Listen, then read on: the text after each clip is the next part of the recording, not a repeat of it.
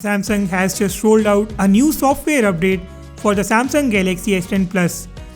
I got this new update today, which brings October 1 security patch. After reading the details, I got to know that this was a big update. Not big in terms of the size, but in terms of the features. The update is of only 284 MBs. As you have already read the title, we got the slow motion selfie feature, and along with that we also got the Hyperlapse feature for the front camera.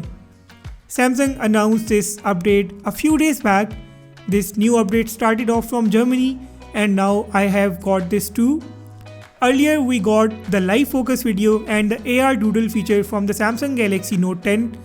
Along with that we also got the Samsung DeX feature, which means that you can now connect your USB Type-C cable to the Galaxy S10 Plus and connect it to any laptop or desktop PC in order to use your phone as a computer.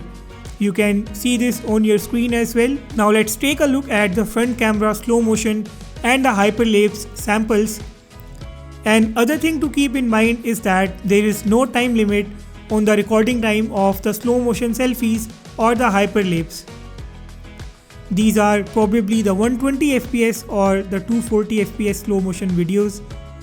It's really good to see that the South Korean giant is listening to the customers and it's releasing the updates with such nice features. I hope that we keep seeing such updates in near future as well. And that's all for now. Make sure to hit the subscribe button so that you can get all of my upcoming videos. Let me know if you have got this update or not, and do share your thoughts about this update in the comment section down below.